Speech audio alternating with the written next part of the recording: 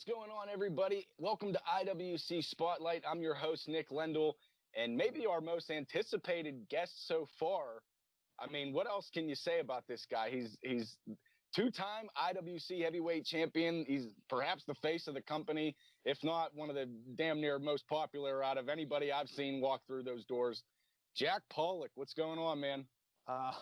Maybe the ugliest face of the company, Nick. I don't know about being called the face of IWC right now. That's maybe an overstatement. I'm just the guy that likes to get drunk on Friday nights. You know, that's about it right now. Well, I mean, I'm sure everyone would say they'd rather have your face than Argo's, but hey, what are you going to do? I'm not touching that with a 10-foot pole, man. Anyway, I'm excited to talk to you, man. You're one of the most fun people to be around backstage. Always a good match that you give on to the fans. Can't say enough about your work. I'm excited to talk about the man behind the character of Jack Pollock as we're going to hit the rewind button on your career, so to speak. Oh, and oh, yeah, man. So I'm sure Justin Plummer's sitting there anxious, hearing what you're waiting to hear what you're going to say. So don't hold back. That's what the fans want to hear. And the feedback I've gotten over the last few weeks is that the fans like a little peek behind the curtain. So as much as you're willing to talk about, they'll listen. Of course, we don't want to step over the line. But I guess from the beginning, the first thing I want to ask is, how were you introduced to pro wrestling? You know what? Honestly, it's probably the same as everyone else. You know, I grew up. I have an older brother. I have a twin sister and a younger brother. And my older brother, in the era of Hulk Hogan, Andre the Giant, all that sort of stuff, was a wrestling fan. Thus, it just kind of, you know, trickled down to me. And I can remember, you know, playing with the LJN figures as a kid. I can remember the Wrestling Buddy dolls as a kid, the video games for Nintendo and all that. And it's like any kid in the early 90s loved pro wrestling. You know, you'd be hard pressed to find someone who didn't. And that's, you know, same as me. Well, you talk about all your siblings kind of passing it down to you. As far as I know, none of those siblings are involved in the business. However, you are, and you're a pretty big name. So what made you decide that you actually want to get involved in the pro wrestling business rather than just be on the other side of the barricade? And you know, it's funny. Like you're growing up and, you know, you're 8, 9, 10, and people go, what do you want to be when you grow up? And I mean, all of us at one point, we all wanted to be pro basketball players or pro baseball players, astronauts, stuff like that. And eventually, as time grew on, I just kept going like, I want to be a pro wrestler. But in my past life, I was a little bit more heavy set, maybe up to around like 270 pounds or so. So I never really thought it was, wow. Yeah, like I never thought being a pro wrestler was something realistic. I can remember buying old PWIs and the Wrestler magazine, any of the like the non-WCW, ECW, WWF magazines at that point. And they always had that stuff in like the back of the magazine that was like, hey, you want to get into the business? You want to learn about this kind of stuff? And I was like, man, if I could just be somebody backstage working at a wrestling company, not knowing anything about working backstage for a wrestling company, I was like, if I can't do it in the ring, at least I can be a part of it somehow. And that was kind of how I thought my life would go at some point. And then life happens, and next thing you know, I'm a pro wrestler. So this was a big enough deal to you that even if you couldn't make it as an actual wrestler, you still wanted to be involved, whether it be, you know, behind the scenes or in front of the camera, backstage, you know, whatever it may be, you still wanted to be a part of it. Oh yeah. Like I said, I grew up loving wrestling, and then there was that era, that dark era of wrestling, you know, the mid 90s, where wrestling wasn't cool anymore. None of us liked it. We all fell out of it. You know, I was hardcore in the sports. Like I grew up playing baseball, played it until I was 22, played basketball up through high school, all that sort of stuff. So it's like my focus kind of went to that.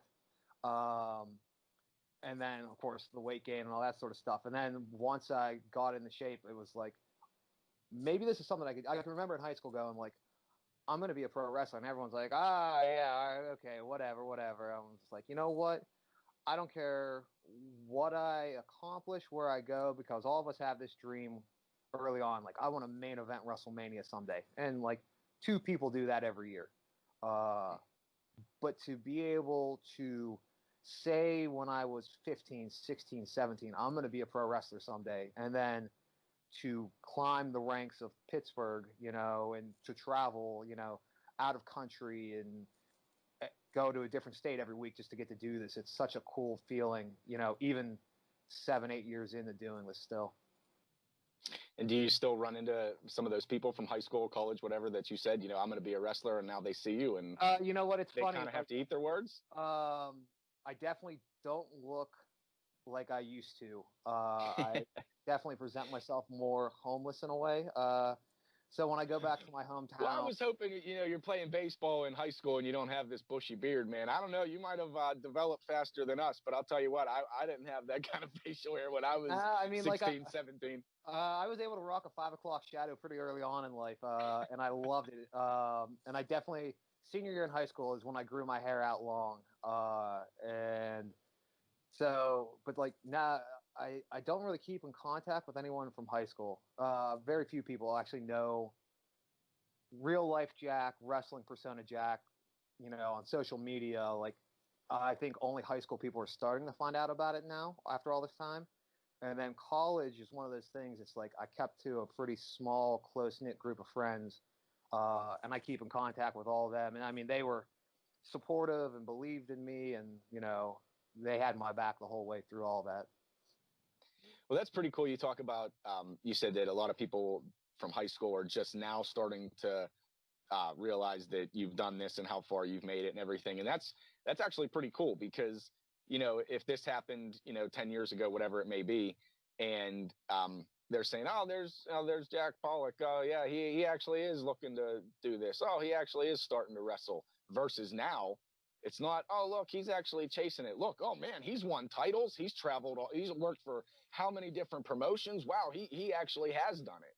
So maybe it's better that it took them this long to catch on. Oh, yeah, because it's real cool. Like right now during this quarantine time, my best friend growing up, who I kind of fell out of touch with just through life and all that, found me on Facebook somehow. Don't really know how because, I'm under, don't look like this, all this sort of stuff anymore. He found me. We started talking, and there's actually a chance that I'm going to be able to quarantine, coronavirus depending, might get to wrestle at some point in my hometown. And like he's so excited about it. And I haven't seen him in 15 years at this point now. I mean, he's got a family, all this sort of stuff. And to me, that's all stupid. Like a family, that's dumb. Like, I just want to be a wrestler. But for him to see me now is kind of cool. And then he talks about how his kids love wrestling and how he told me last time I talked to him, he's like, I got to tell my daughter that I'm friends with a pro wrestler. And she thinks it's the coolest thing ever. And I'm like, that as a kid growing up, like, you couldn't ask for more. That's like the coolest thing ever. Okay. So, you say you've always been a fan. You always wanted to be a part of the business. So you finish out high school, college, whatever it may be. When did you decide this is what I'm going to do? And how did you actually, break into training? So I finished high school, and at that point in my life, I want to be a pro wrestler. And my mom and my dad both said, absolutely not. You're going to college. Yes. So begrudgingly, I said, sure, fine, whatever. They're just looking out for you, Yeah. And I mean, they're 100% right. Yes. Obviously, you need to make money in life, and wrestling doesn't pay the bills unless you're one of the very fortunate people out there that can get a job and do this. So I went to the University of Pittsburgh, and there I studied studio arts and communications. And throughout those 4 years, I just kept going. I'm here, guys. Like, I'm going to be a pro wrestler. And like, people believe you, people don't believe you. It's cool. Like I remember my senior thesis, for art, we had to do like a booklet, like your art that you had done and where you saw your art going and all that sort of stuff in the future. And I did one about pro wrestling because, like, to me, wrestling's art. And whether I'm painting on a canvas or drawing on a sheet of paper, when I'm in the ring, it's like every move you make is another piece of art. Every match you're in, it's like that is your artwork for people to watch and to look at and to enjoy and appreciate. So like that was the point. I go, I'm gonna do this, and then life takes over again. Here we are, graduated, and maybe 2 or 3 years later, I had this moment on my birthday, and I just go, you know what? Hey, Nick, are we allowed to swear on this show? I know we're not allowed to swear on the Xander Zone.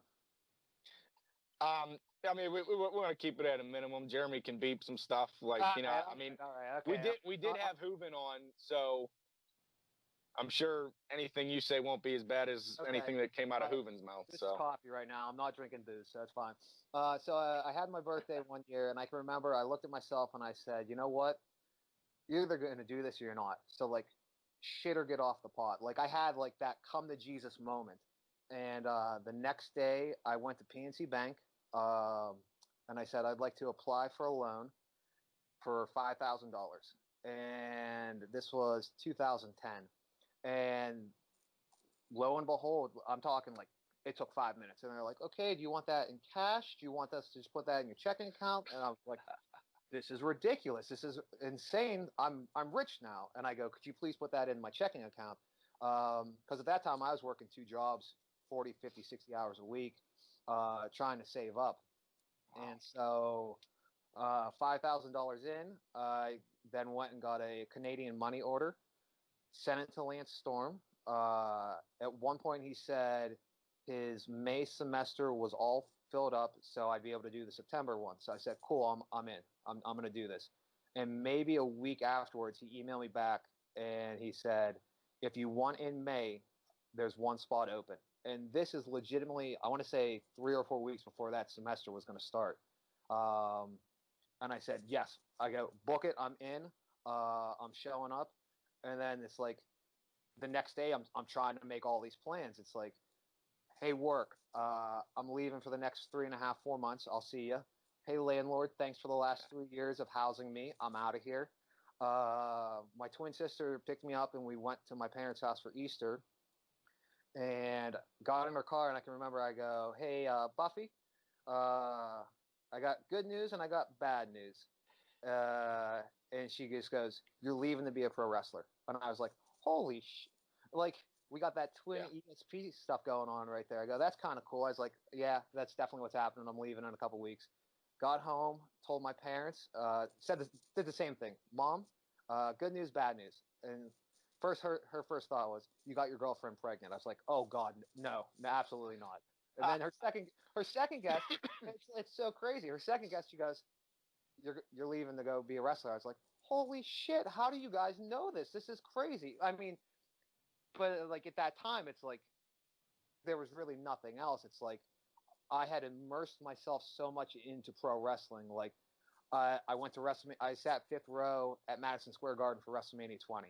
I was at WrestleMania 23, 24, 25. Wow. Anything in Pittsburgh or Cleveland, I was at. Like I was obviously we've watched Six Pack with Jack. Like fans know I was going to IWC shows, PWX shows. Any random indie show in Western PA I was going to. So it was like, yeah, this is what I want to do. And legitimately, it's like 3 weeks later, I'm out of here. I'm living in Calgary.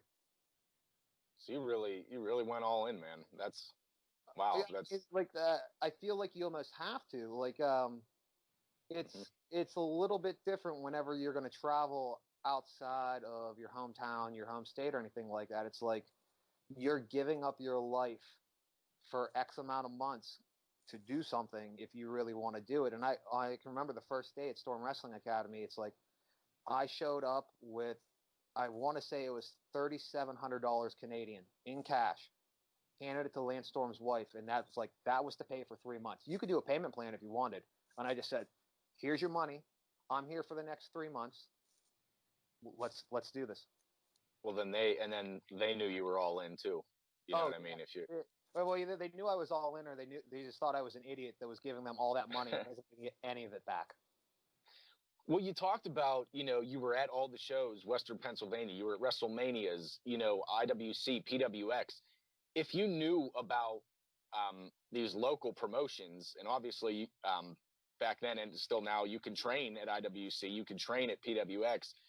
What made you say, no, I'm going to Canada, I'm training with Lance Storm? You know what? Honestly, and I've talked about this a little bit on Six Pack with Jack, like there was a little bit of an era of indie wrestling where I kind of started to fizzle out a little bit. So I was real heavy in the WWE, and that was kind of it for a while there. And I mean, I still knew of IWC, and they had the training school and all that. PWX, not so much at that point, I don't think. But to me, I always said, if I'm gonna do this, like I'm gonna do it. You know, at one point I wanted to do Shawn Michaels Wrestling Academy. You know, way back in the day, that was gonna be the school I went to. And then when he closed up and then Lance opened up, I said, you know what? I like my favorite wrestler ever is Bret Hart. You know, like all the Canadian wrestlers, the greats, went to Calgary, and I was like, yeah, I'm in. Let's do this. That's where I'm going. So you give your heart, your body to Lance Storm, and eventually, after that, however long it is that you train, because it's different everywhere. Oh yeah, I mean, we're talking. It was a little over 3 months, 5 days a week, 3 to 4 hours a day. We helped set up and tear down for the indie shows that ran in Calgary. Some of us would travel up to Edmonton for shows. I mean, it's a full-time job when you think about it. It's like I was waking up at 8 o'clock every day, and I probably lived, I want to say, 5 miles away from the school. But how Calgary's set up, it's so large. I had to walk like a half a mile up the road to catch a bus. And that bus then took 30 minutes to get to another bus that I had to catch. That bus that took another 40 minutes to get just to the school, where I had to get off on the highway and walk like another half mile just to get to the school. So it's like I mean, it's insane when you think about it. Like if I had a car, it'd be so easy, but like, wow. That's all before the day starts. Yeah, I mean, 8 in the morning, I'm up. I don't get back from the school until 3 in the afternoon. I feel like dog shit afterwards. I come home, Yeah. I watch The Office and eat, watch some wrestling. I'm at the gym for 2 hours every night, and then wake up, repeat, keep doing it. Well, when you finally are good to go, how was it starting to get bookings? Because I know I've mentioned it before here on the show. One of the things I've always heard from higher ups in whatever company it may be, that whenever someone comes to talk to them about getting some bookings, they ask who trained you, and you say, oh, A, B, C, D, whoever it may be. If they don't know the name of who you train, it's almost like, this guy's kind of a nobody. Yeah. But if you come in, I was trained by Lance Storm right away. Oh, okay, this guy was trained by Lance Storm. Not only, does that mean that, well, Lance thinks he's good enough, but he was taught the right way, because that Lance Storm is going to teach you the right way, and it's not about just taking your money and making you bump for 6 months and telling you to go hit the road. How was your experience starting getting bookings? Honestly, for me, it sucked at first. So I graduated the class in July of 2010, and I never had my first match until June of 2011. And a lot of that probably has to do with, I came back, and then the realist in me goes, all right, you need to start making real money again. You just blew all that money on wrestling school. You have to be able to live life. So back to work and dealing with all that sort of stuff. I had some connections with IWC at that point and was just trying to contact them to get into the training school just to work out and stuff like that. And at that point, it was a different era in IWC where there was maybe 2 or 3 kids every training session. So they weren't really doing open rings or anything like that. So I could never get in with IWC. Like, I'm sure if I would have been smarter and hustled a little bit more, I could have got into Pittsburgh wrestling sooner. But my focus was just on surviving again.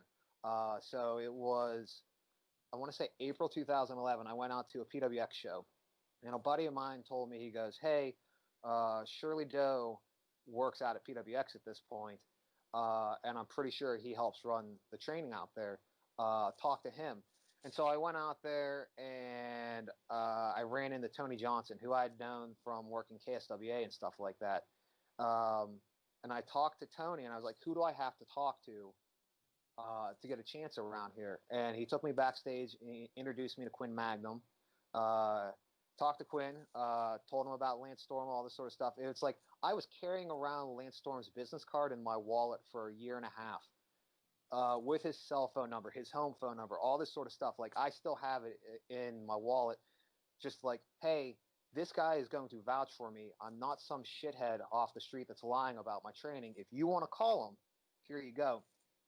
And I was fortunate enough at that point, a former wrestler in the area, Ryan Mitchell, overheard me talking to Quinn, and he pulled me over and we started talking a little bit. And he had just had a tryout with WWE at that point, and there was a girl who I trained with that was in that class or in that tryout. And so he texted her and he's like, "Hey, is this guy real? What's the deal?" And she's like, "Oh yeah, he was in my class. He's really good. You guys should give him a chance." And so just through that little bit of networking outside of me, I was able to finally get a shot with PWX. But that still took me 6 months from there. Like I was showing up, setting up the ring, tearing down, throwing away the trash, standing on a patio, watching guys at that point, and call it arrogance, whatever. But like at that point, with no matches, I still felt like I could have been on some of those shows, but instead I just sat there watching them. So yeah, it totally sucked for me because at that point I was a guy that came in that was from the outside entirely. I wasn't built like there was no school for me around here. And IWC had their own kids, so they were going to focus on bringing them in.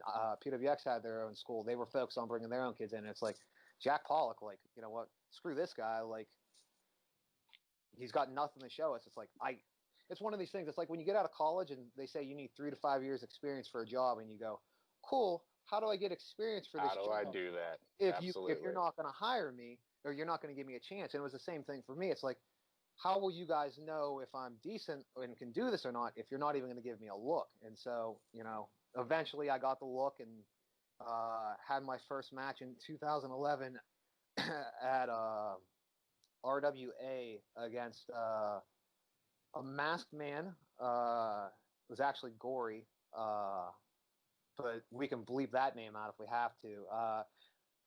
He wrestled under a mask because he was working for IWC at that point, and I can just remember because like I had known who Gory was for all these years, and like I walked in and Fieldbag goes, "You're gonna wrestle Gory tonight." I was like, "Holy shit, I'm wrestling Jason Gory!"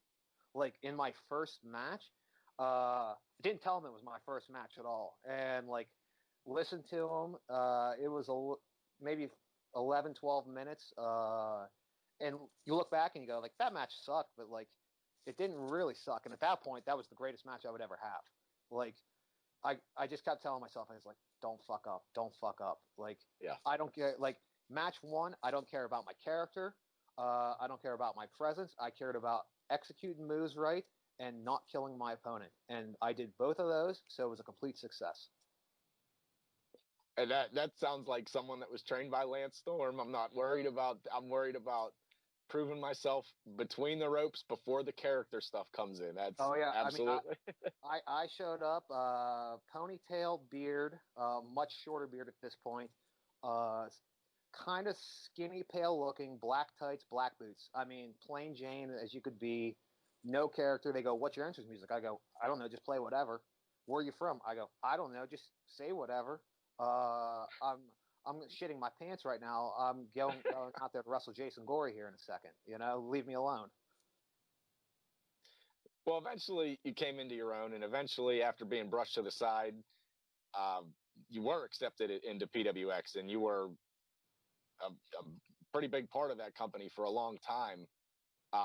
Talk to me about some of the relationships that you made in that company, because there's a lot of those guys that you still remain very close to this day.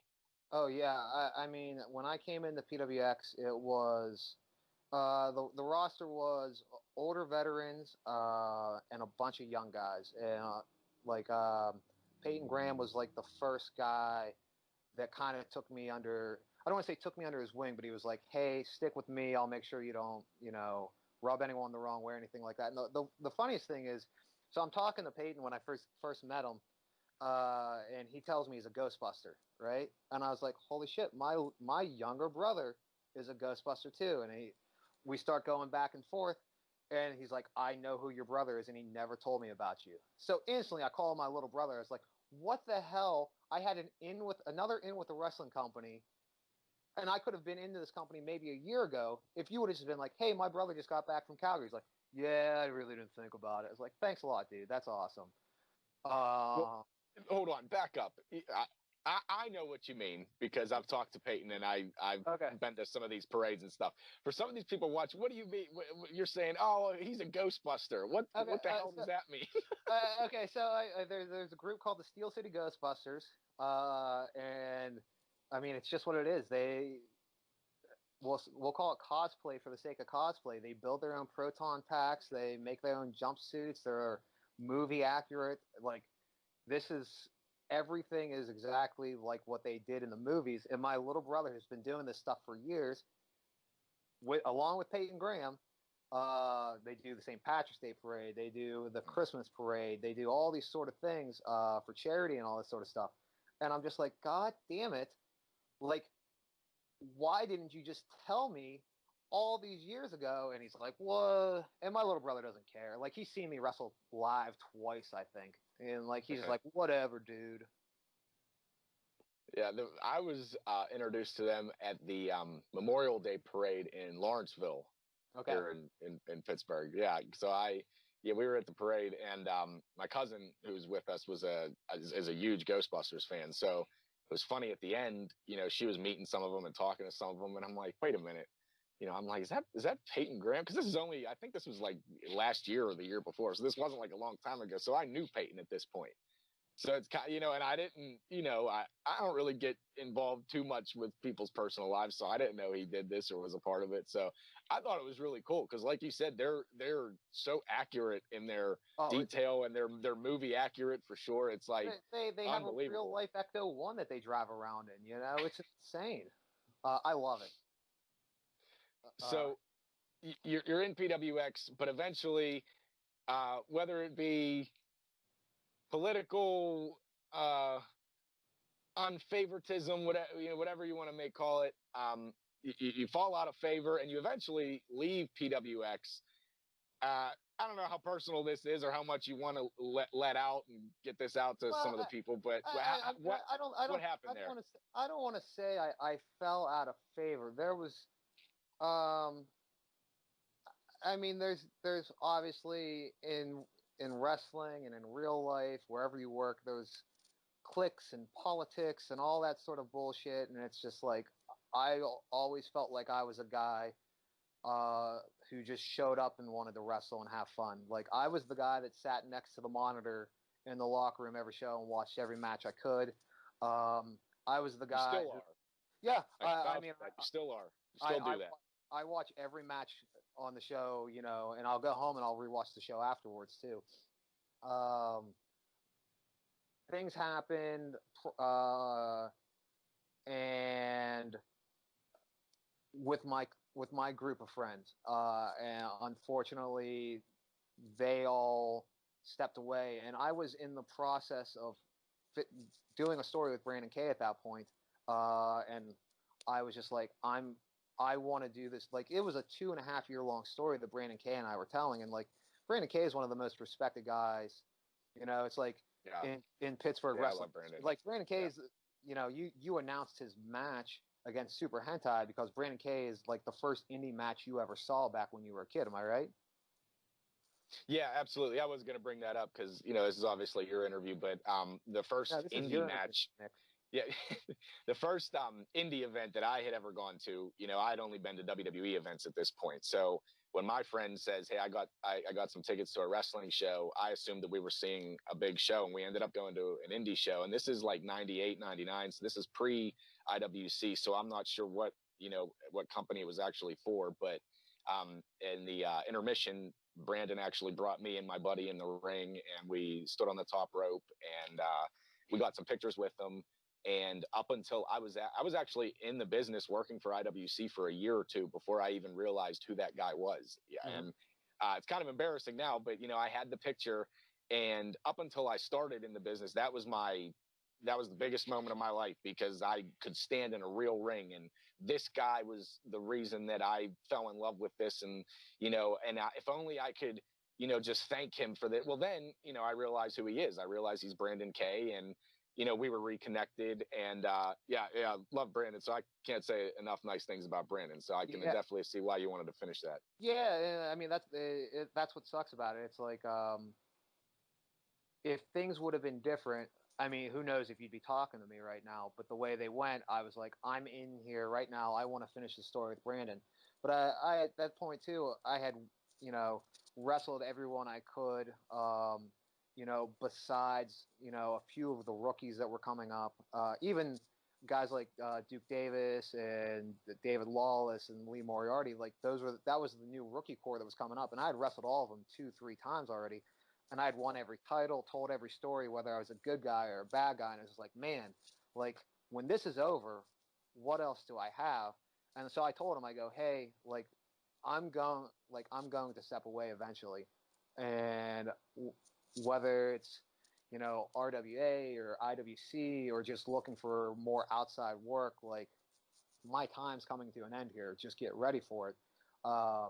And then that was it. It was like in December that year, I was the PWX heavyweight champion, and we just talked about it when I debuted at Winner Takes All 16 on Six Pack with Jack. It's like the week before that event happened, I was the PWX heavyweight champion, and there was this part of me that goes like, they knew I wanted out, and I was like, if you guys don't change the story or do something about this, and I didn't tell them I was going to show up at IWC, but it's like there was a chance the PWX heavyweight champion was showing up at IWC, and like I'm not that kind of guy. Like I'm not. Yeah, I might play an asshole on TV sometimes, but I like in real life. I'm just like I don't want that burden and the political shitstorm that would have come from that. And so, I lost the title the week before. I wrestled the night before in Connellsville for Rise for their debut show. And then, like, the next night, it was like, boom, Jack Pollock's in IWC. And it's like, holy, like, I went from, like, almost Rick Rude-esque, like, PWX the Saturday before, Rise the night before, IWC then. And it's just like, I mean, that's kind of cool when you think about it. Oh, absolutely. Well, how long were you in talks with IWC? How fast did this come together? Was this planned for a while, or? No, you know what? It's crazy. We talk about how things kind of went sour with PWX, and there was a while there where it looked like I was gonna be out sooner than I wanted to be. And LaRusso was in IWC at that point, and like I said, I'd been hanging out with Britt Baker and Andrew Palace and all these guys on the outside for the last year plus, just hanging out, partying and stuff like that. And I can remember talking to them, being like, "Hey guys, like, there's gonna come a time. Could you put in a word for me?" And like, they had all seen me work, or I'd wrestled them all already, so they're like, "Yeah, definitely." And I want to say it was probably maybe October, maybe a month or so right before I debuted. Plummer and I finally talked. I never messaged him because I was just like, you know what? If he wants me, he wants me. If not, we'll get there down the road. Once I finish, like I kept saying, I want to finish out the story first. Like, and then he messaged me, and I said, all right, fuck it, let's do this. So I showed up at the training school. I had a practice match. I believe it was Officer Dan Murphy's first ever practice match. Wow. Yeah, I showed up and then talked to him. And it was like, he's like, do you want to do this? And I was like, yeah, like I'm all in. Let me finish things up and let's go. And there I was, Winner Takes All 2016, right there. So you make your debut at Winner Takes All, and it was during a ladder match to get contracts for RC Dupree and Jackson Argos, who you eventually joined forces with to become Team Storm. And to this day, and I believe, truthfully, 10 years from now, Team Storm will be the greatest faction in the history of IWC. Never before has a trio been involved so heavily in the main story for so long. There was a time where uh, the main event of Night of the Superstars, which people can argue is the biggest event of the year, depending on how you look at it. Team Storm main evented that show over the heavyweight championship. Team Storm was so popular, and what I actually want to know is, because you're talking about October-ish, when Team Storm formed, and a lot of people might not know this or they may not remember, it was originally led by Brian Bowers, who is another Team Storm graduate. He had been in IWC for some time, and Argos and Dupree were just finishing training, and they were looking for some bookings. And, they were kind of thrown together because they saw, okay, these three guys came from the Storm Academy. Let's throw them together. Let's call them Team Storm. Let's give them all something to do, give them experience. Because, like I said, RC and Argos were new at that time. Give them some time on the microphone in front of the camera. When did the plan come together for you to be the new leader of Team Storm? Because, Bowers ends up leaving the promotion and you're in, and it's just like boom, boom. And I don't think the company ever looked back. And that's no disrespect to Brian Bowers. No, yeah, I mean, it's crazy, like, to think about. It was such a whirlwind time because it's like Bowers came back to IWC. Bowers came to PWX for a while, and then went back to IWC and was in this story with Andrew Palace, kind of based around the Super Indie title. The same time LaRusso was based in a story with Palace too about the title. And the stuff Bowers was doing, I thought was great. From the outside looking in, I'm texting him saying like, dude, this is awesome. Like, the fans are biting on all this sort of stuff. When it comes to RC, I met him first time ever when I went to the training school. Argos, I had met at a Black Diamond show down in West Virginia, maybe 3 months before I debuted. And like, I think Plummer had said it, there was a time where we were talking, and it was going to be, I came into IWC and I was going to feud with Team Storm. Basically, if they were the like the bad version of Team Storm, I was going to be the light version of Team Storm. I was going to be the guy that says, this isn't the way that Lance taught us. This isn't how he would want us to do this. But that's not the way it happens. Life happens. Bowers stepped out. We threw a 3-month rookie and a 4-match rookie in a ladder match with Andrew Palace, one of the best guys on the roster, for contracts at the biggest show of the year. And it's just like, here we go. Like, I'm sliding right in now. I'm going to be the leader of Team Storm. And I can just remember that night being like, I could tell RC was nervous. I could tell Argos was nervous. I was so nervous for that night because in my mind, I knew lights go out, lights come on.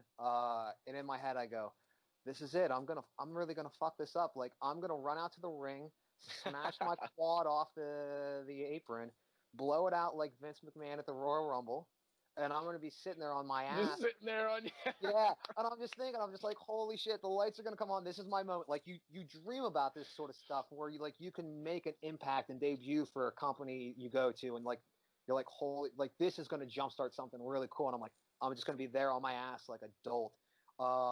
Luckily, that didn't happen. And I came in and I blasted Palace in the face.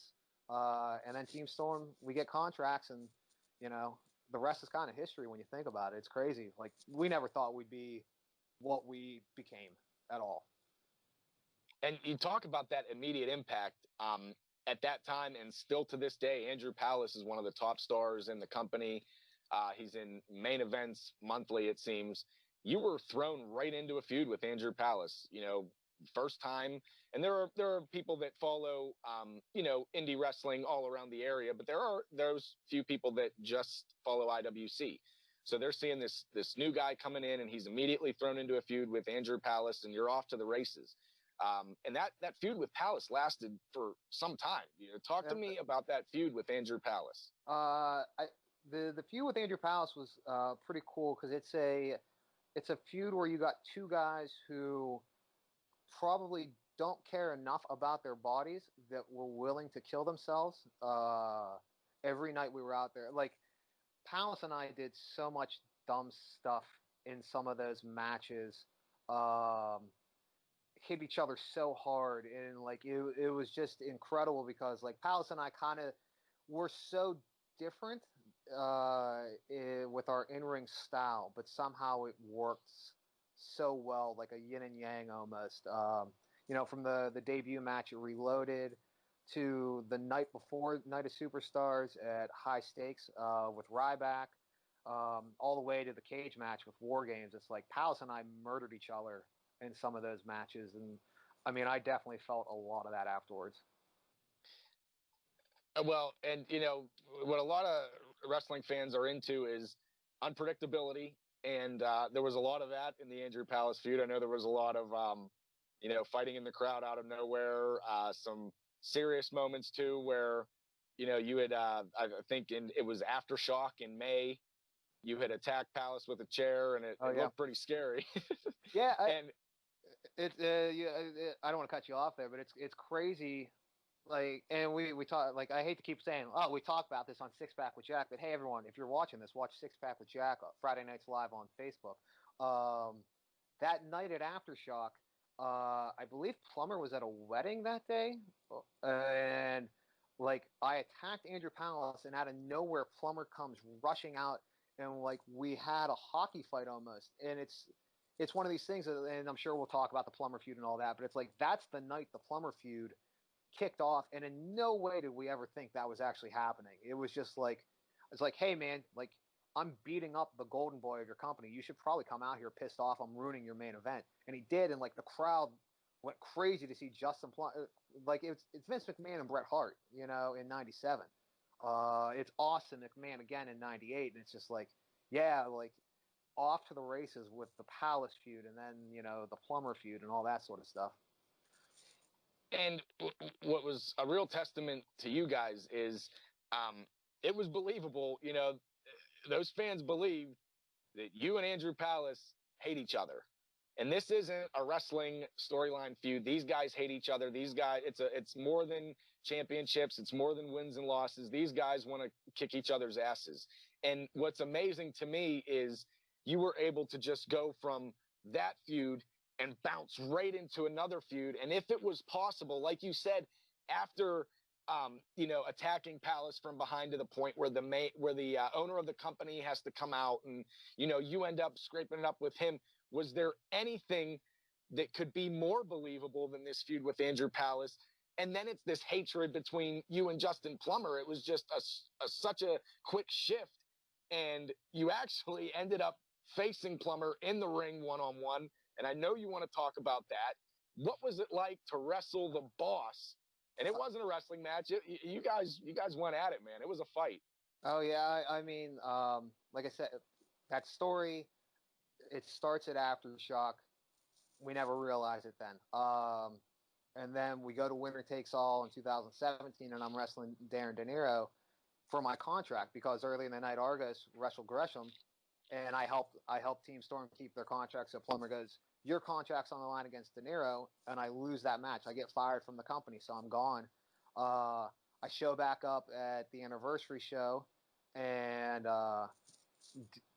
hold Jenny Plummer hostage. I get re-signed to the company, and it's like the crazy thing is, it's like the next week I blow out my knee on a show in Cleveland.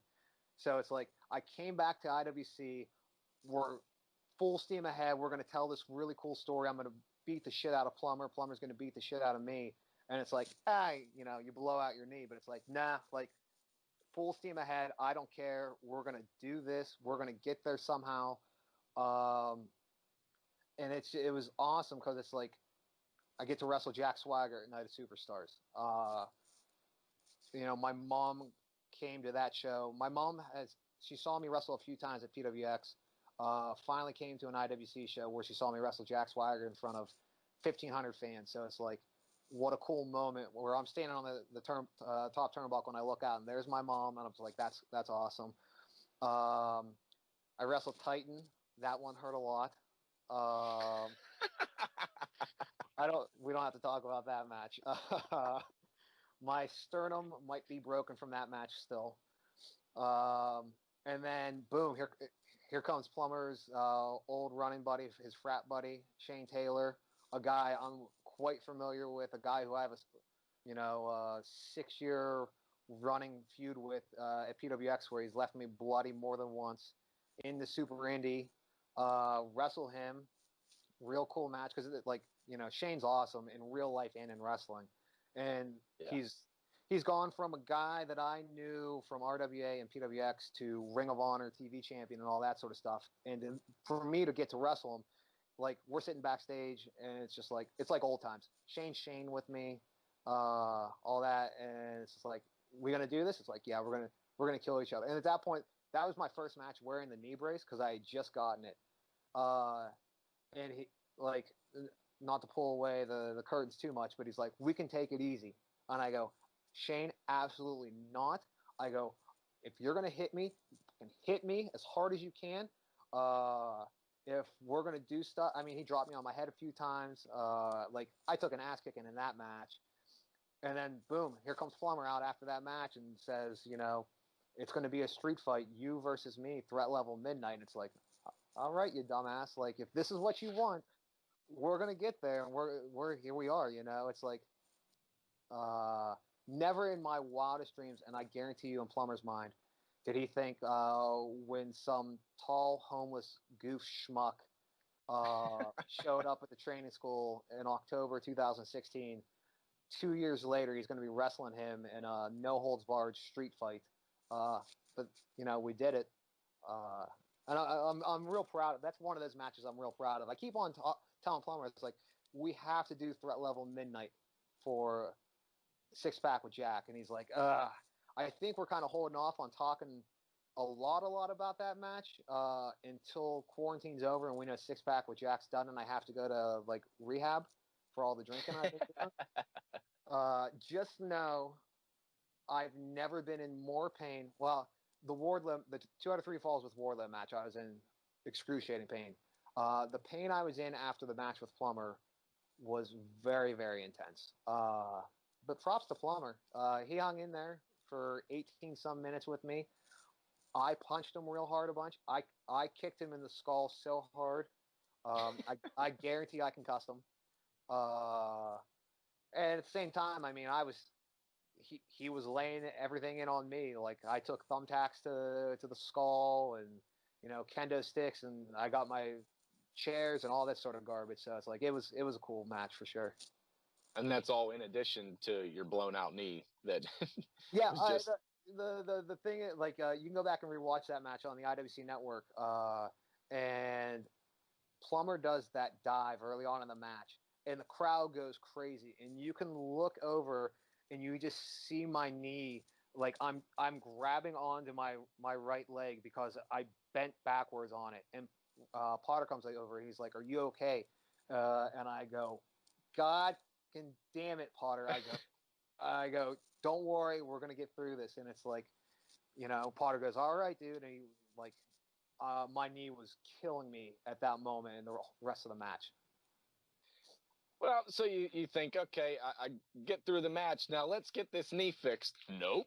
No. Because as you were talking about earlier, as far as, the feuds that Jack Pollock's been in, over the last few years, there's definitely the Palace feud, there's the Plummer feud, and then there's the Wardlow feud. And those three, stand out among the rest. And this Wardlow feud happened after the blown out knee. You didn't get this fixed. This wasn't when you took time off yet. You talk about this feud with Wardlow that ended with you going through the ring, and the chemistry with you and Wardlow off the chain. And, Wardlow, on All Elite Wrestling now every week, and, he's doing great things.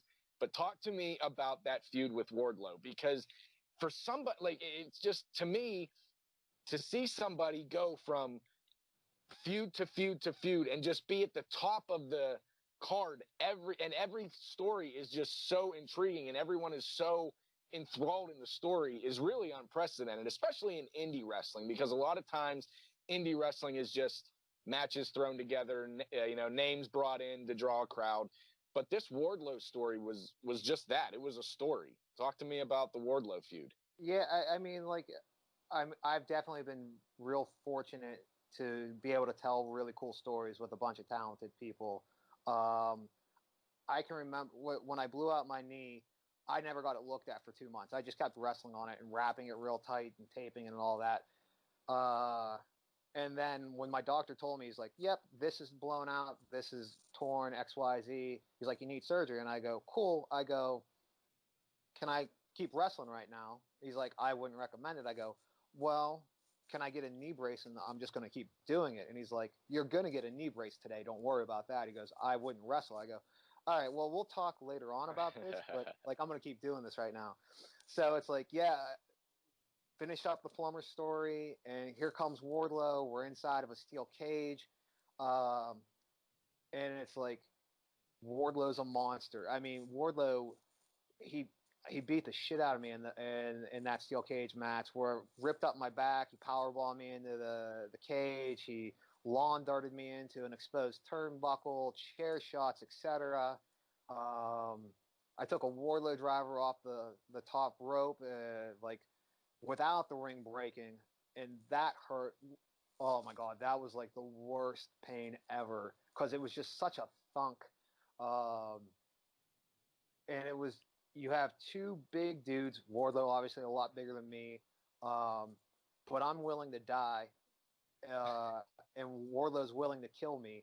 So let's see what happens when like these two cars are driving. Like, who's going to be chicken? Who's going to pull off first? And none of us were willing to. Like, I wouldn't let Wardlow hesitate for a second to do anything. I mean, I came up with dumb ideas, where guys backstage would look at me with like that cockeyed look, like, really? Like, you're really going to do that? I'm like, oh yeah, let's do this tonight. Like, let's see what happens.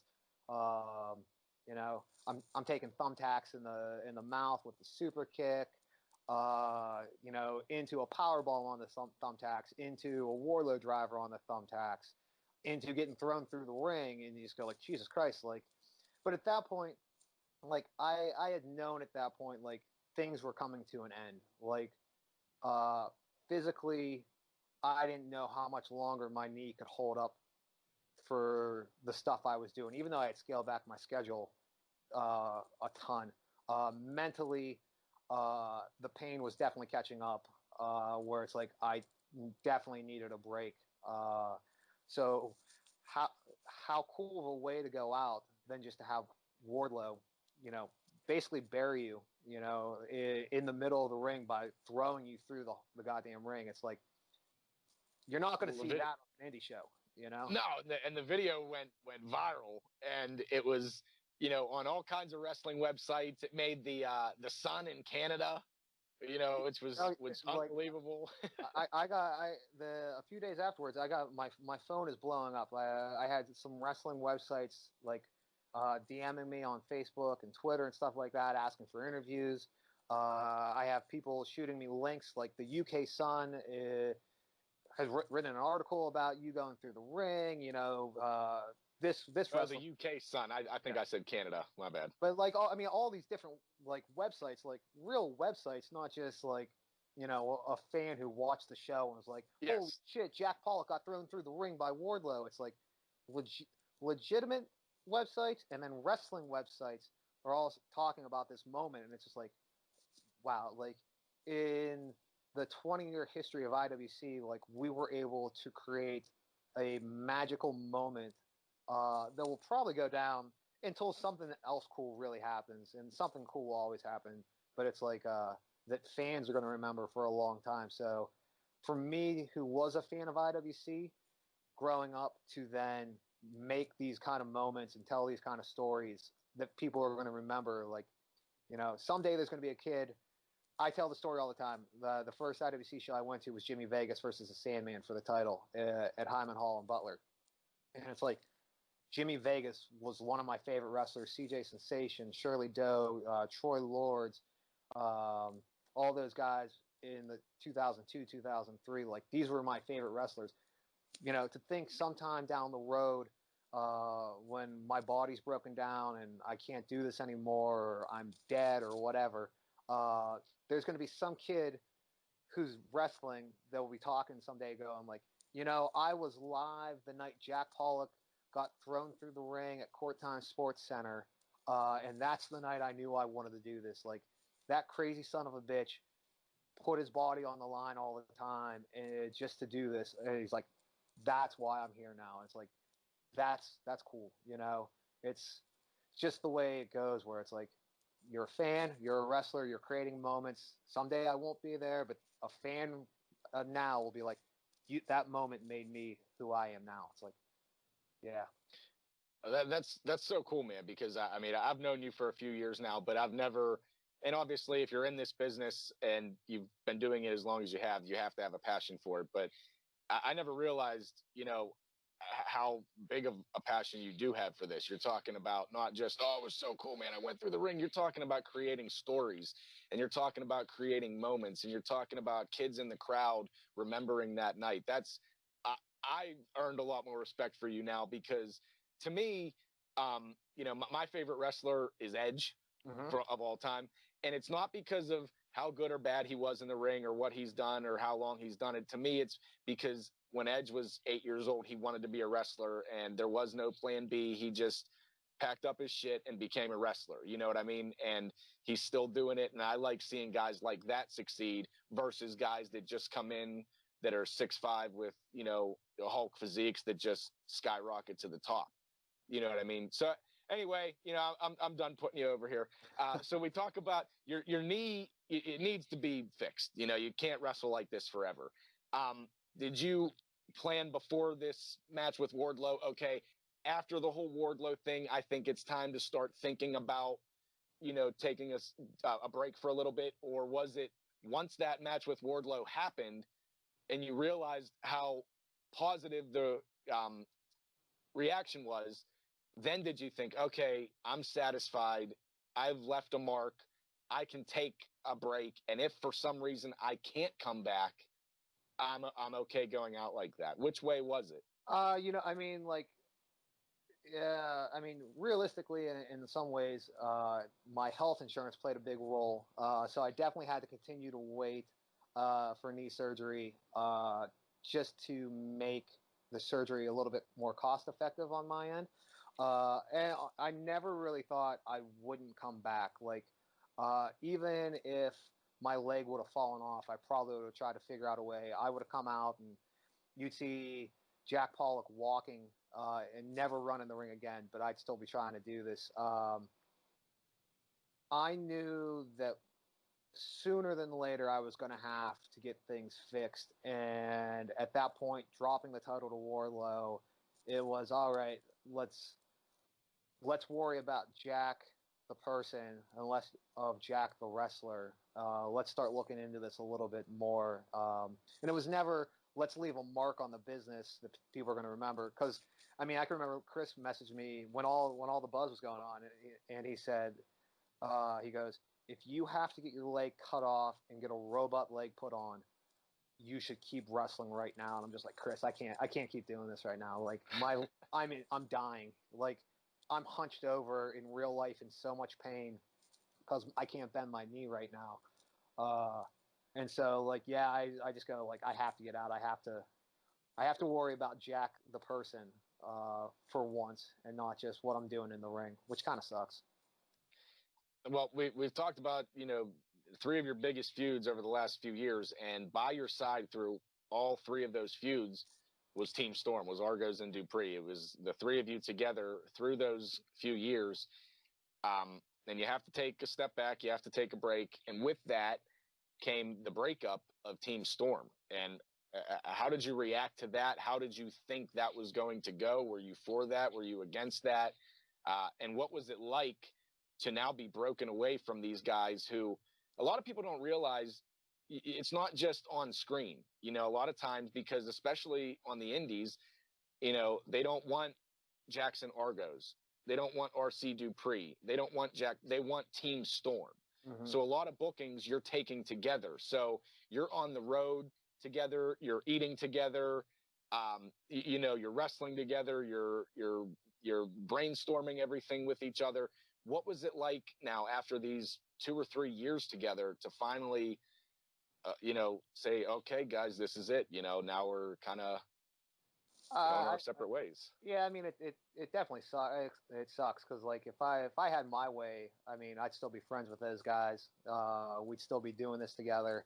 The story dictated that Jackson Argos, was going to be Jackson Argos. And what happened at Reloaded, like it happened. It definitely was. I mean, once again, it's like you start talking like Argos attacks me, RC attacks me, and you just go like, well, if Jack's coming back, we've already got a story set up. You're like the redemption story of Jack Pollock, because like you got to remember, I was the guy that held the boss's wife hostage. I'm the guy that one of the biggest shitheads in the company, and I come out Reloaded for my major announcement, and I'm getting a standing ovation from the crowd saying thank you, Jack, because I killed myself the month before, and like next thing you know, there goes Team Storm, like a laptop to the skull. RC takes my injured leg and wraps it around the ring post, and that hurt like a bitch. And like that's it. I'm dead. Team Storm's a thing, and they went on to do their stuff while I went on to lay on a couch for 2 months, and then have to retrain myself how to walk, run, jump, all that stuff with a new leg. And you talk about how this is the guy that held the boss's daughter hostage just months prior, and now you're getting a standing ovation. And I've mentioned this on the show before with some of my guests over the last few weeks, that the IWC fans, there's a lot of those fans that are diehard IWC fans, and they see past good guy, bad guy. So whether Jack Pollock, beat the hell out of the boss and held his wife hostage or not, Jack Pollock's been here and given his body and put on some great matches for us. So we're going to kind of forgive all that because we respect what he's done for the company and how much he respects the company and wants the company to succeed. And like you said, I was talking about earlier, the believability of the hatred in your feud with Plummer and the believability in the hatred between you and Andrew Palace. And now you're able to just switch it on and off like that. And now the fans are in your back pocket with that sympathy, and they don't want to see you go now. Where a couple months ago, they were cheering, they were standing, going crazy because you lost the contract match and you were forced to leave the company, and now they don't want you to go. What was it like for you to now be in favor of the IWC fans versus being that constant bad guy? I mean, like I at PWX, I played the role, I was the number one good guy for the company for a few years. I was the number one bad guy for the company for a few years. So like I had kind of seen the ebb and flow, and I've dealt with that. To come back knowing the story that was lining up in a way, knowing the redemption for myself. And I mean, I think back to when Triple H came back from the torn quad at Madison Square Garden. Like that moment, like I can remember I had a basketball game that night, and I left the basketball game early because like I was like, guys, Triple H is coming back tonight. I got to be home to watch Raw. And that feeling of how awesome that was, and I was like, I'm gonna have my own MSG moment somewhere down the line when I come back. I should have wore a leather jacket and a jean vest. I should have looked more badass. But it's like it was everything. That was what motivated me. Coming back to take out Team Storm, the fans that supported me, the love and support while I was gone. I vanished from social media. I vanished from life basically, just to get ready to come back. And then there we are, Cage Fury at 2019. Lights go out, and lights come back on. Holy shit, Jack Pollock's there. And you're talking about stepping away, taking the break, and eventually the return. And I mean, let's be honest here. For how big of a part of the company you are, Jack Pollock would have had a spot no matter how long he was away when he came back. No matter what the situation was, Jack Pollock would have fit in somewhere. But as a, a guy that's been so integral in the storylines over the last few years, to sit and be away from it, there's always that feeling of, oh, are they going to forget about me? Not just the fans, the backstage, the office people as well. Are they, when I come back, are they, oh, well, we don't have any room for you right now, or, oh, okay, we'll think of something, we'll bring you back eventually, and then that call never comes. Was it better for you knowing, like, you're rest assured, I have a spot, I have a great feud to come into, and I'm basically going to leave off right where I left, Yeah, I mean, definitely I'd say yeah to that. Like, I mean, we were talking earlier when I was just a fan and I wanted to get involved in wrestling. It's like, I never thought I'd be a wrestler. I just wanted to do stuff backstage, and I was fortunate enough, on crutches with a thigh to ankle knee brace, to be helping out backstage a little bit while I was on the shelf. So I knew there was still going to be a place for me in the company. To know that I was coming back into the story I was going to come back to, I mean, it just motivated me even more just to get ready. Like, it's that's the kind of stuff you dream of. Like, I visualized that night, that moment, for months, way before I ever came back. How I'd look, what I'd do, the mannerisms, what I'd say on the mic, anything like that. It's like, how cool is this going to be? And then it happens, and it's just like, that might be the coolest moment I've ever been involved in wrestling. As much cool shit as I've done, that might be the coolest ever. Yeah, and it was unpredictable. The fans didn't know, you were going to come back that night. It's not like we advertised, the return of Jack Pollock tonight, and another thing is, you're injured. A lot of people, when they're injured, they stay home, and when they're ready to come back, they come back. That's not the case with you. You talked earlier about how you would sit and watch every match on the monitor, and you still do. After your surgery, even though you weren't on camera, even though you weren't in front of the fans, you were backstage. You were helping out. You still were watching all the matches on the monitor. How hard was it for you to sit back and not be able to go through that curtain, not be able to let anyone know that you're there, as far as these people know, you're at home with your leg up, and out of commission, basically. At first it was actually pretty easy to not be going out there, to finally let my body rest a little bit, to just go back to being a fan and enjoy wrestling again, and not have to deal with the butterflies before your match, and working so hard and feeling like shit, and the preparation mentally and physically and all that sort of stuff. By Super Indie, I was dying on the inside. Like, I couldn't stand it anymore. Like, to see some of those matches in the tournament, to see Wardlow go coast to coast, to witness the Argos moment, it was bittersweet. As proud and happy as I was for Argos, it also sucked, because it's just like, that's my spot. That should be me right now. That, if things were different, I would have never lost the title. I'd still be doing this. I'd be running, as the IWC World Heavyweight Champion.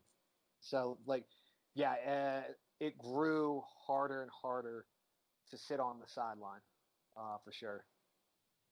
Well, you eventually do make your comeback. You talked about, the magical moment, the MSG moment, that you were talking about. And now, you're back, and you picked up right where you left off. You didn't lose any steam whatsoever. The fans love you. It's, a little different now, seeing you as a good guy, because for so long you were a bad guy on the screen. But a lot of us know that you are a good guy behind the scenes. You've done a lot of things with little kids. And there was a birthday party that I saw Team Storm was at, which was a very, very weird experience. I had a friend that came to IWC, and her and her son came to IWC, every month. And at first it was just to see me, but then they became fans, and the little boy became a wrestling fan, and he loved Team Storm. And he asked if he could have some kids at his birthday party. well, how the hell am I going to do that? So I felt like I had a pretty good relationship with you guys. I talked to you, and you guys did it. You guys came to this little kid's birthday party. You talked to the kids, and you guys were 100% bad guys at the time, but you were able to kind of turn that off. And that was the first time I really was impressed by, the character Jack Pollock, the person, not the human being, not the character. So anyway, like I said, I put you over too much. We're gonna go to some questions. We're happy you're back in the ring. We can't wait to see what's next for you. Let's start off. You said your favorite wrestler of all time is Bret Hart. That's the first question, and the second question is tied in with that. Who's your favorite wrestler, and what is your favorite match? And that's not necessarily the favorite match you've had, but your favorite match that you've seen. You see, it's like obviously heavily influenced by Bret Hart. Also heavily influenced by Mick Foley. At times I wish to myself I didn't love Mick Foley as much as I do, which is probably why my body hurts as bad as it is. So my favorite match is probably Triple H versus Cactus Jack at Royal Rumble in 2000. Okay. I watched that match so many times. Live, I was there for Taker and Shawn 1 at WrestleMania 25. As a wrestling fan, I never felt more like a fan than to be in the crowd that night, where I was like, holy shit, like Shawn's going to win this match. Like that was the last time as a wrestling fan I felt truly like a fan, biting in on everything that was going on. So who would be your dream opponent and your realistic dream opponent? And this question's been asked before. Dream opponent meaning somebody that you won't be able to wrestle. Maybe, I would have loved to wrestle the Ultimate Warrior. I would have loved to wrestle Eddie Guerrero. And then someone that it's a goal opponent, someone that you hope comes through IWC that you get to work with, or you get booked in another state with a name. Who comes to mind when you think of those questions? Obviously, Bret and Foley are definitely up there. Two completely different styles, one technical, one hardcore. I would have loved to have done any of that with either of them. I grew up a mark for Lance Storm, so I got to wrestle Lance Storm in training 3 times. So check that off the bucket list. In real life, that's tough. Coming into wrestling, I love Colt Cabana. I always thought to myself, man, it'd be so cool to wrestle Colt Cabana. And then Team Storm got to wrestle on the night I wrestled Tommy Dreamer, and grew up loving Tommy Dreamer. An honor, privilege to wrestle that guy. But I can remember talking to Argos and RC that night, going like, guys, I'm very jealous right now that you guys are going to get to wrestle Colt Cabana. Like, I was such a fan of his back in the early 2000s.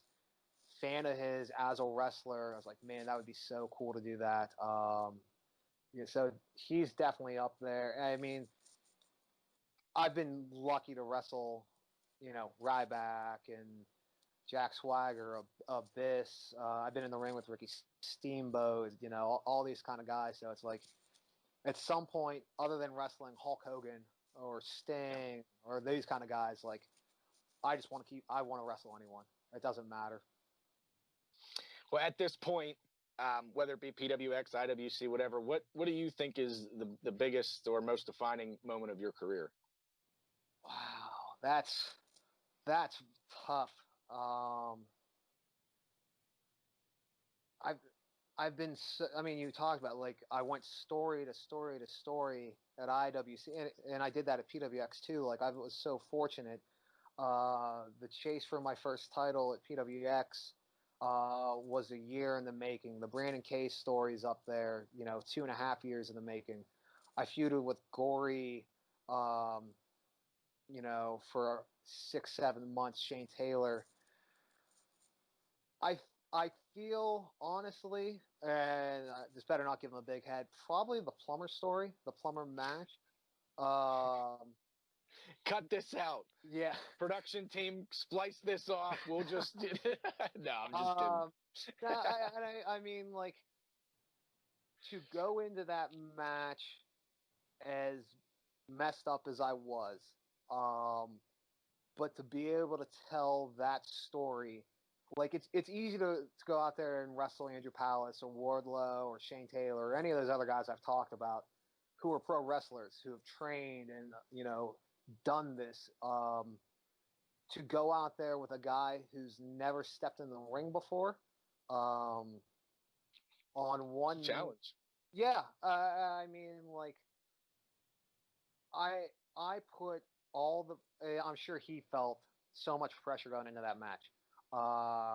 Amplify that by 10 for myself, knowing I have to make this match be something special. Like, it's not on Plummer to make that match be good. It's on Jack Pollock, the wrestler, the guy who's telling the story with him, the guy who's moving on, to the heavyweight title picture afterwards. Like, if Plummer and I go out there and have a stinker of a match, does anyone care about Jack Pollock at that point? Or fans just going to go, well, he wrestled Plummer, so I guess it was okay for what it was. But instead you go like, holy shit, like, Justin Plummer looked like a pro wrestler for one night, and he says he'll never do it again. I think he's got another one in him, though. Yeah, he just needs that little itch. Yeah. I love this question. You're a locker room leader. You've talked about how you watch every match on the monitor. Who sticks out to you that you think has a bright future here in IWC? Whether it be someone fresh out of the training school, someone that's been around for a year or two. Right now, I mean, it's easy to say guys like Patch and Dime. I mean, Patch being Super Indie champion, Dime feuding with Patch for the last 2.5, 3 years now. Zach Nystrom as a guy, he's got size, he's young, he's technically skilled. Obviously, Spencer, he's got a great look, he's got the intensity. You could see those kind of guys going off to do things. Jamie Jameson, I like watching him. He's big. He's a badass. He just throws dudes around. I love guys that wrestle like that. I mean, we have such a talented roster in-house and out-house that comes in at the same time that it's so hard just to start, this guy's going to be someone someday, or this guy. It's like there's so many guys right now on the roster. You go like, that guy could be a star someday, and it could be sooner than later, Here's the last question. Why the hell do you wear your gear at the after party at the Carrot Inn every month? It's not every month. It was 1 month. Maybe more than 1 month. I'm just saying, so, at least a couple times. Yeah, so, I mean, the last time I did it was Reloaded. Jack has been celebrating post-match victories with beer bashes in the ring since he came back at Cage Fury. And then after the show, Jack goes backstage and cracks open a few Bud Lights as well. And I'm just standing back, like, obviously this show is going on probably longer than what either of us were expecting. I have a gift for Gab somewhat, or like we're just having fun backstage bullshitting. And then next thing I know, I start looking around. The ring's gone. The curtain's up. There's 3 or 4 other people there, and it's just court time people. And they're like, "You gotta go." And I'm like, "Holy shit! I'm still in my tights. I got my boots on." And I just go, so "You know what? what? On purpose." No, definitely the last time was not on purpose. It was 100%. No time to change. Got to get to the party. J. Pauls likes to party. Let's do this. So I show up in my cut-off sleeve shirt, my tights. I took my boots off, put my tennis shoes on. There I am in spandex at the bar ordering shots and beers at the Carriage Inn. Well, I'm going to let you go here. We've gone a little over an hour, which might have been a little more than we were supposed to go. That's all right. I felt like I was just talking to you. I don't feel like this is an interview segment. I feel like me and you were just talking, which is awesome, man. That makes for a great show, and I'm sure the fans are going to appreciate everything that you've given them, because I feel like you've pulled the curtain back way more than anybody's expected. But before sorry, we Nick, go, sorry for IWC. No, man. Hey, man. That's what the fans love. I think Plummer might be upset, but hey, when he sees the views, Plummer's frustration turns to happiness, and then you know how Plummer is. I'll be fired in a week. Before we go, was there anything you wanted to plug or talk about that we didn't go over? Where can we find you on social media, and what's next for Jack Pollock? You can find me on social media, Jack Pollock on Facebook. You can find me on Twitter at jpaulsbeard because I have a beard. I'm not on Instagram. I actually never had social media until I became a wrestler. I never wanted it. When I retire someday, I'll probably get rid of all of it. But right now, you can follow me on that. You can check out my Pro Wrestling Tees store. Just search Jack Pollock. I got 5 designs up there. Helps buy me beer for Six Pack with Jack. And yeah, I'm going to plug Six Pack with Jack live on Facebook every Friday night at 8 o'clock. Who knows what show we'll be watching this week. Well, I want to thank you for your time. And everybody certainly appreciates, like I said, how much you really dove into not just your character, but, Jack Pollock, the man. And as every week, there will be a poll on IWCWrestling.com and all of our social media platforms for you to let us know who you want to see interview us next. This has been a part of a crossover week. Me and Jack were on the Xander Zone. I think maybe, I don't want to give too much away, I might make an appearance on Six Pack with Jack here soon. We're still in negotiations right now, Nick. Everything goes to the boss on all this. We'll see what happens. Well, when he decides to pay me my correct rate, then I will appear on No, I'm just kidding. My name's Nick Lendl. You're getting paid for this? Let's cut right there.